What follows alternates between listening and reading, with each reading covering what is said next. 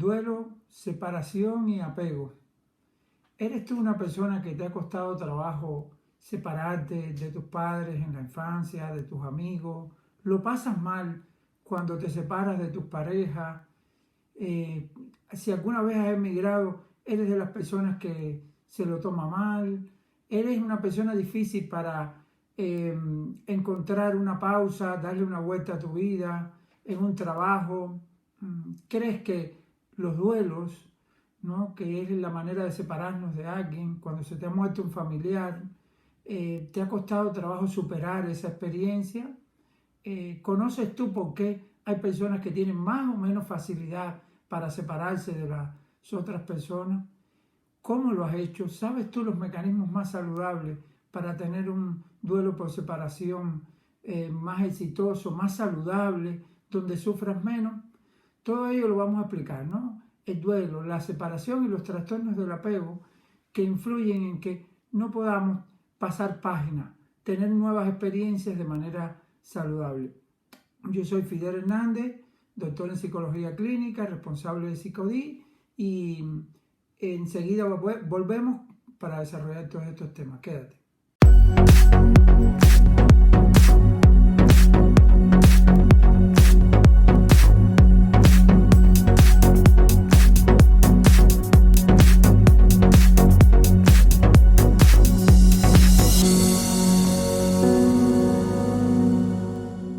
Bueno, como estábamos diciendo, vamos a desarrollar qué es el duelo, ¿no? Y qué relación tienen los duelos, el apego, ¿verdad? Todo esto que habíamos anunciado, el apego, los cambios, la separación.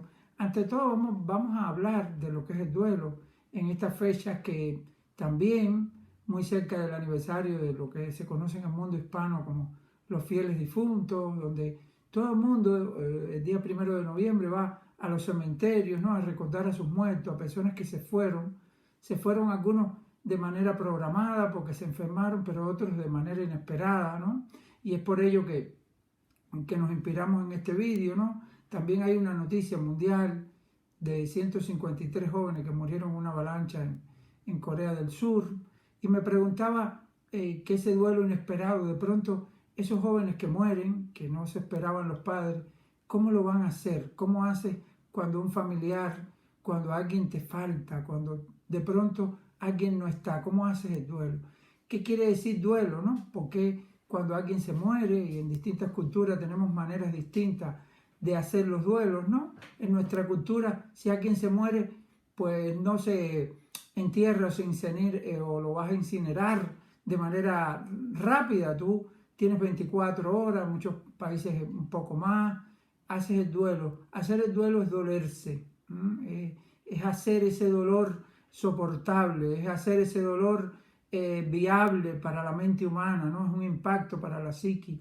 Esa persona se nos va y tenemos que hacer un ritual de despedida, ¿no? Y eso es lo que se llama hacer el duelo, ¿no? En algunas culturas lo incineran pronto, en otras el duelo dura una semana. De todos modos, en psicología nosotros llamamos a hacer el duelo a todo tipo de experiencia donde nosotros nos tenemos que separar de algo que era parte de nosotros, ya sea un trabajo, ya sea la muerte de un familiar. Son duelos diferentes, ¿no? A una pareja que ya se acabó, ¿no? Una pareja que se acabó, que ya se terminó, que fue bueno, pero hay que decir que ya se acabó, hay que reconocer. Y muchas veces los conflictos de pareja que yo veo en consulta es porque las personas no son capaces de darse cuenta que se acabó, que aunque ellos quieran seguir, no funciona, y tienen que hacer el duelo de lo que fue la relación, de lo que la relación ya ha terminado, ¿no? Y entonces hoy vamos a analizar de qué depende de que yo no sepa manejar un duelo, ya sea por muerte, por separación, por emigración. Cuando uno se va de un país, hace un duelo. Por más que alguien quiere irse de un país, por más que alguien quiera abandonar un país, ya sea por razones políticas, económicas, deja atrás cosas que eran parte de su vida cotidiana. Deja los amigos, la familia, el clima. Los que hemos emigrado sabemos el profundo dolor, ¿no?, que representa el duelo migratorio, ¿no? Porque tú te vas en contra de tu voluntad. El familiar se va en contra de tu voluntad, no es lo que tú quieres. El amor se acaba muchas veces de manera silenciosa y tú no querías que se acabara. Pero hay que hacer el duelo, hay que seguir viviendo, ¿no? ¿Cuáles son las causas de que yo pueda tener dificultad en hacer ese duelo, ¿no? Vamos a hablar un poquito de las causas y vamos a hablar un poquito de cómo lo podemos hacer de manera más saludable, ¿no? La primera causa que está asociada con el apego, ¿no? Con los trastornos del apego. Esto en psicología es muy conocido, merece un vídeo aparte, aunque lo hemos tratado aquí en el canal, de qué son los trastornos del apego, ¿no? Ustedes saben que el apego seguro, inseguro, desorganizado, para los que no manejen esto de manera habitual, si lo ponemos a ejemplo, ¿no? Para toda la audiencia que no es profesional de la salud, psicólogos, médicos, podemos explicar brevemente que cuando nacemos, el primer desapego, el primer desamparo que sentimos, ¿verdad? Es salir de un medio acuoso, oscuro, tranquilo, cálido, y cuando nos sacan al mundo exterior, lo primero que hacemos es llorar, porque vamos a un mundo inseguro, tenemos que empezar a respirar por nosotros mismos. Es el primer estrés del ser humano y es la primera experiencia de apego. Después hay muchas experiencias de apego, ¿no? Desde que mamá está ahí, si el niño es muy pequeño, necesita que lo carguen cuando siente frío, o se hace pis, o hace caca, o sea, el niño va a necesitar que esté la madre pendiente. En ese cubrir las necesidades del pequeño empieza nuestra construcción subjetiva o mental de lo que es el apego, de lo que va a ser, ¿no? Desde esa experiencia tan simple, que mamá esté o no esté cuando yo lo necesito, ¿no? O que mamá no está bajo mi vista, como le pasa a los pequeños, porque cree que mamá va a desaparecer para siempre. Si mamá está ahí para sus necesidades, él va a empezar a construir un apego seguro. De todas esas experiencias, es muy largo esto, lo estoy simplificando muchísimo, en la primaria, incluso ya la vida medianamente adulta, la adolescencia, la capacidad de estar ahí, de que tú sepas que alguien está ahí, que te apoya, hace que tú puedas enfrentar las distintas experiencias, ya sea de ir creciendo, hambre, sueño, de aprender a caminar, de después en la escuela superar las distintas dificultades que vienen en las distintas etapas. Si tú has tenido padres que siempre han estado ahí, tú vas a construir un apego seguro, pero si tus padres a veces han estado, pero a veces no, si a ti te dejaron cuando pequeño, que te hacías caca o pis, no pudieron estar contigo, no importa por lo que sea, por negligencias educativas, no tienen que ser malos padres, por no estar, por una razón u otra, tú puedes desarrollar un tipo de apego inseguro, tú no sabes si la figura está ahí o no, vas a tener mucho miedo a los cambios, ¿eh? Para desarrollar un apego seguro tienes que haber estado cubierto desde muy pequeño, tienes que haber estado todo el tiempo sabiendo que tus padres están ahí, ¿no?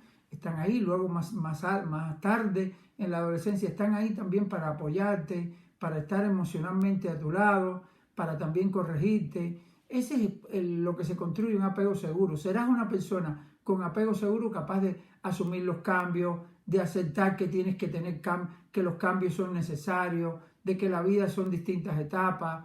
Podrás tener más tolerancia a la frustración porque has crecido con ese cinturón afectivo que te dieron tus padres. Pero si por el contrario, mamá nunca estaba ahí, eras el niño que lo dejaban hecho pis y caca ahora, si tú llorabas mucho y nadie aparecía, tú vas a desarrollar ya sea un apego inseguro, un apego desorganizado. Repito, aquí no voy a entrar en la especificidad, pero un apego ambivalente, donde tú no estás seguro que los demás vienen por ti, vas a tener mucho miedo siempre al cambio, vas a tener mucha resistencia al cambio y por tanto, cuando ya seas adulto, te va a ser difícil. Si tienes un apego inseguro, vas a ser una persona dependiente, vas a ser una persona que necesita a los otros, vas a ser una persona que vas a buscar a los demás como muleta para apoyarte, para tomar tu decisión. Y esto es complejo de entender, pero un apego inseguro son personas muy ansiosas, ¿verdad? Igual que estabas ansioso cuando mamá y papá no te socorrieron a tiempo, vas a estar muy ansioso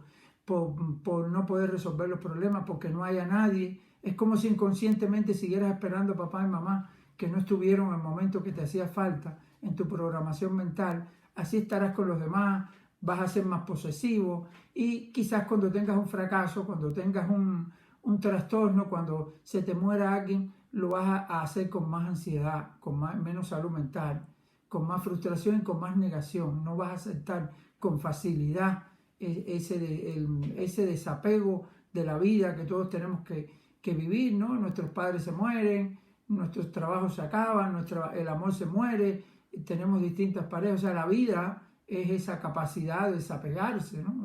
Ya desde los yogas, desde las religiones hindúes hablan de la capacidad de desapegarse, incluso de las cosas que no nos convienen, ¿no? Desapegarse del placer, de ciertos vicios, o sea, cuando no eres capaz de eso, porque tu crianza fue muy ansiosa, por tanto, es muy importante que hayas desarrollado un apego seguro, no un apego inseguro, ¿no?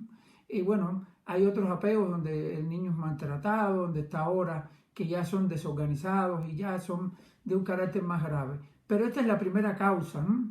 Mira qué clase de apego. Tendrías que saber un poquito si tú eres una persona que te cuesta trabajo, que eres muy ansiosa, que incluso cuando te vas a separar, qué tipo de apego, cómo fue esa relación materna o paterna con los que te cuidaron, ¿no? Eso va a influir en que tú no aceptes esa dialéctica de la vida, ¿no? Esa dialéctica del cambio, que seas más resistente al cambio. La segunda cosa que es muy importante para no manejar los duelos y que influye es tu experiencia de cambio, ¿no? Si tú, como hablábamos en el factor anterior, tu desapego o tu apego fue un apego inseguro, generalmente tú vas a manejar más los cambios, pero ¿qué experiencias de cambio tú has tenido? O sea, tu familia fueron una familia inestable emocionalmente, muy por el contrario, si tú eres una persona que ha estado sometido a una inestabilidad permanente en tu familia, ha estado sometido a cambios muy bruscos, no creas que tienes más facilidad para aceptar los cambios,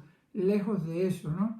La vida es una homeostasis, un equilibrio entre cambio y estabilidad.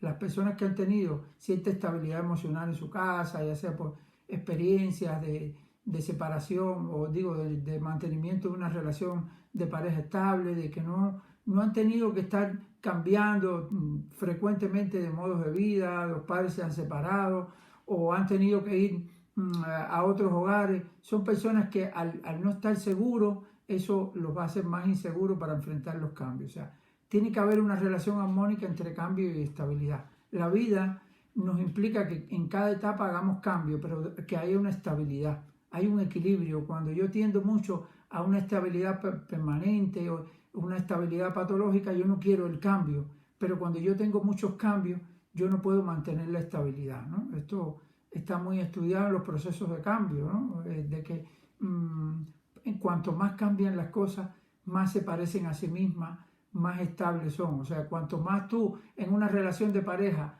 eres capaz de durar 30 años, pero te adaptas a la primera etapa, eres distinto en la segunda, o sea, mantienes los cambios, aceptas lo que está pasando, aceptas que hay que cambiar, esa pareja se mantiene estable, ¿no? Incluso en los procesos sociales, en las falsas revoluciones que llevan 60, 15 y 50 años, te hablo, esto es una revolución, pero es una revolución al principio, pero si tú no cambiaste, ¿verdad? Deja de ser revolución. Si tú te mantuviste añorando el pasado, si tú te mantuviste creyendo que todo tiene que ser hace 50 años, tú no mantienes los cambios para poder ser estable, ¿no? Y esta es la segunda razón.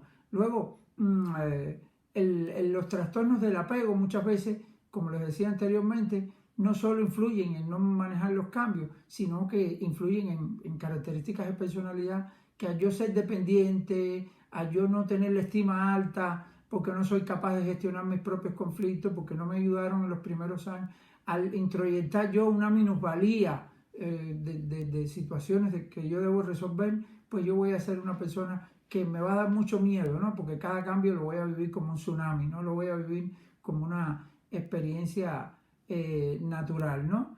Luego, la tercera razón que te puede a ti frenar, ¿no? Es el contexto del cambio, los tipos de cambio, ¿no? No es lo mismo un cambio por la muerte de un familiar, no es lo mismo un cambio inesperado que un cambio programado. ¿Qué quiero decir con esto? Que si un familiar se te está muriendo mucho tiempo en un hospital, siempre es doloroso, siempre es difícil, pero tú lo esperas. Pero cuando el cambio es inesperado, no evolutivo, porque hay cambios, ¿no? Tú sabes que llegarás a la adolescencia, sabes que llegarás a la juventud, sabes que llegarás a la vejez, sabes que tiene que morirse una persona mayor, pero si un joven se muere, como es esta noticia que yo le estaba comentando al principio, y la familia no se le espera, ese cambio es más doloroso porque tú no estás preparado. No ha habido un insight, no ha habido una manera de tú prepararte para el cambio, ¿no? Entonces, estos duelos pueden ser más traumáticos, ¿no? La cuarta razón que te puede hacer que el duelo sea más difícil separar es que qué experiencia previa tú tienes. Si es una experiencia de un duelo sano, donde tú te separaste, todo el mundo entendió que tenías que separarte, tú entendiste, tu familia te apoyó, tuviste una red social que te ayudó a entender esto se acabó, sigue tu vida. Si tú has hecho anteriormente duelos, la mente humana, has hecho duelos patológicos, la mente humana muchas veces tiene una huella, ¿no? Si te asaltaron en una esquina, tú cada vez que pases por la esquina te acordarás. Si hiciste un duelo mal con alguien, si terminaste y no lo aceptaste de muy temprana edad, esas parejas que se separan y se siguen odiando, o sea, si tú enquistaste, como se llama, si tú no hiciste separaciones saludables, si no te enseñaron, si no tuviste un contexto, probablemente tú tiendas a repetir esa tendencia de no aceptar, ¿no? Eres la pareja que te dijeron que se acabó el amor, pero tú querías seguir, tú sigues con esperanza, tú incluso te pones patológico, la persigues, le dices que sí, ella te da 1000 mensajes, llegan hasta la violencia. O sea, eso es enquistar el duelo, eso es no tener una experiencia positiva. Y recuerden que los duelos siempre está estudiado, ¿verdad? Después de estas 4 causas, tiene como quinto elemento el desarrollo del duelo. Todo duelo tiene un momento de negación. ¿Por qué me pasó a mí esto? Se me rompió el coche. ¿Por qué se tiene que morir mi hijo? ¿Por qué tiene que estar enfermo? O sea, uno siempre se hace la pregunta. Ahora, el tiempo que uno pasa en ese proceso va a depender de cómo yo tengo mis procesos de apego, de cómo yo crecí, de cómo yo me relacioné con los demás, de mi dependencia o independencia, de mi autoestima, ¿no? Y luego después de ese proceso de negación, generalmente las personas se ponen coléricas, reaccionan agresivas, se rebelan, ¿verdad? Después viene la tristeza, o sea, esos procesos están estudiados, ¿no? Viene la tristeza porque te das cuenta que el cambio es inevitable y posteriormente muchas veces hay esa aceptación de la pérdida, que todavía no es un momento alegre, hasta que en la última fase uno hace la resolución y es cuando te llevan los psicólogos, los terapeutas, los coaches, te llevan a que tú aceptes el duelo, a que tú digas, esto tenía que pasar, ya pasó y tengo que reestructurar mi vida. Lo que sucede es que muchas personas, por las razones que estamos hablando, no son capaces de llegar a esta última fase. Hay gente que se separan de países, de personas, y no lo saben, pero nunca llegaron a la resolución del duelo, nunca llegaron a separarse del todo mentalmente. Hay matrimonios que están 10 años separados, pero siguen pensando en el otro, no han hecho bien el duelo, no han hecho todos los procesos estos que hemos nombrado, negación, ira, agresividad, tristeza, resolución, no lo han podido hacer y por tanto andan con esos duelos. Y cuando son muchos duelos enquistados, ese de la infancia, es como un zapato que se hagan muchos nudos, ¿no? Después es imposible, ¿no? Zafar ese nudo o usar ese cordón, ¿no? Bueno, hasta aquí les quería dar un poquito en este homenaje a los duelos, a la despedida de muertos, a la despedida de pareja. Quería darles un poquito una pincelada por si les puede ayudar a que ustedes puedan hacer duelos saludables, para que puedan enfrentar los duelos que después la vida necesariamente nos va a imponer con el ritmo de la vida, porque la vida es un constante desprenderse, es un constante apropiarse de nuevas experiencias, de irlas dejando ir, de la capacidad de dejar ir. Y si no tenemos esa capacidad de dejar ir, vamos a tener una vida poco saludable. Así que los invito a compartir. Yo sé que a veces se olvida uno cuando hay un vídeo, compartirlo a las personas que le pueda ayudar, sobre todo en esta fecha, darle me gusta para que nuestro trabajo siga siendo reconocido y nos vemos la próxima semana. Y recuerden, a seguir empoderando. Un abrazo a todos.